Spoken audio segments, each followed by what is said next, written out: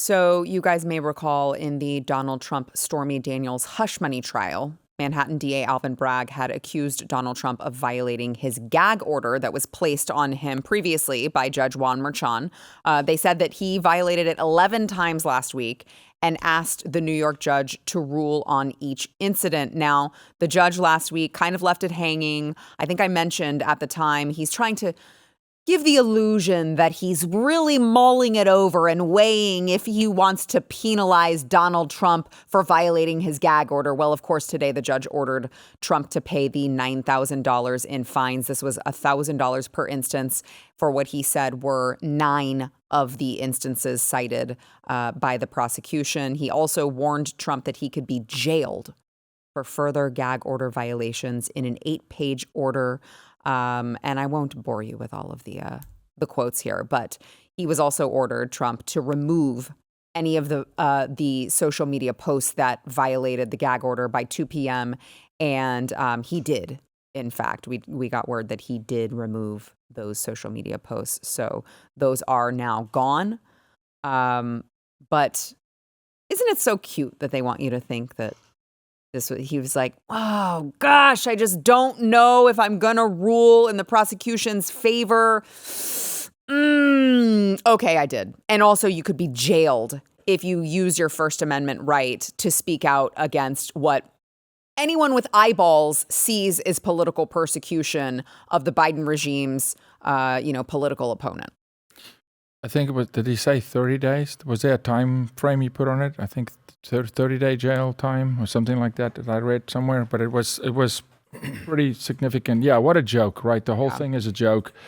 It's loaded jury, it's loaded situation. I mean, they're leading him into the enemy territory every single day he's landing, in either, LaGuardia or wherever he's landing, flying in and going, hey, let's lead him into the enemy camp because there's nothing in his favor. From jury selection to judges, it's this game. And unfortunately, we're going to have to build a thick skin around this because they're not going to stop. It's not stopping. And it's not stopping after he's in the White House either. I mean, they'll try. Well, they did it the first time. Exactly. 2 impeachments. And so I come back full circle, Eric, to say, great, I believe he wins. I am very optimistic. I really hope so. I will muster up votes. But we better start thinking past that. We have to think about the House and the Senate because they'll come with impeachment. And this time we don't have the Senate. We had it last time as a failsafe, as a buffer, twice impeached, not removed because the Senate saved him. I don't hold much confidence in the Mike Johnson posse and in the Senate to actually have the... You mean the Democrats?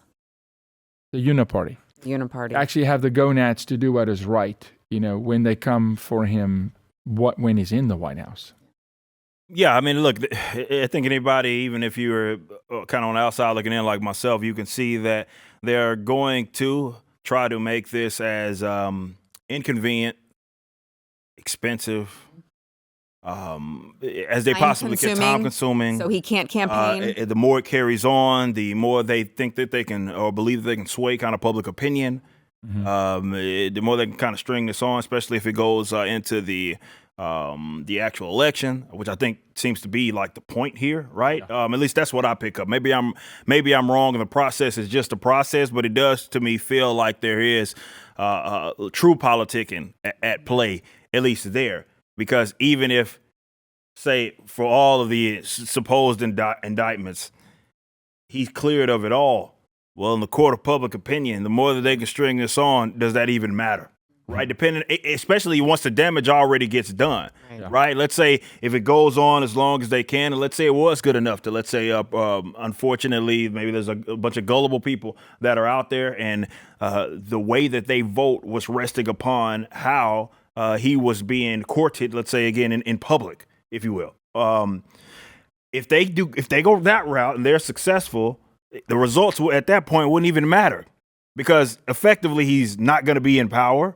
Right. And now he's just, okay, maybe if sure, they would punish him if they possibly can. But even if they didn't, the damage would have already been done. Yeah. Right. So I think that's a difficult sort of enemy to combat.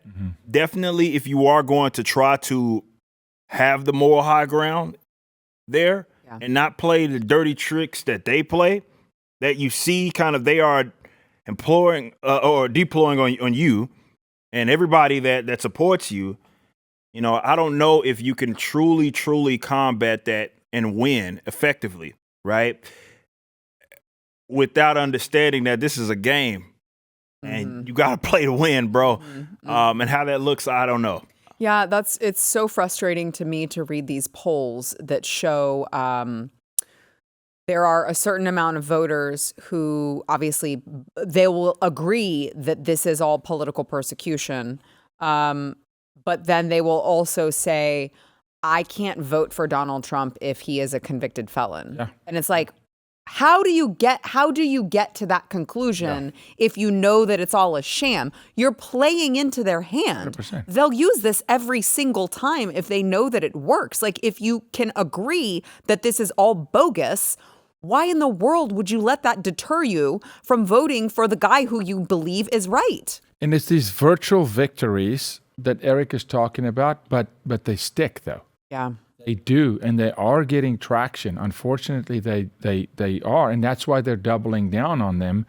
And I call it death by avalanche. You don't have to. It's just they don't even need a conviction. It is sticking, and it's just more and more. And the biggest concern for me is I'm not seeing any offense. There's no offense coming out of his camp at the moment. It's all defense. And rightfully so. I mean, he's defending, That's the point, right? Trying to take Mar-a-Lago, this, that. Yeah. I mean, he is every day, but there's time. no offense. Yeah. That's not good. Yeah. The second you play their game and you're not on the offense, in the ring, he who moves forward has the momentum, and that's not good. He needs to somehow find a way to pivot, and it may mean, Eric, playing the game. I don't see any other way. I'm going to be honest. If you like this clip and you want to see the full episode, click here. And if you want to subscribe to the channel, come on, you know you do. Click here.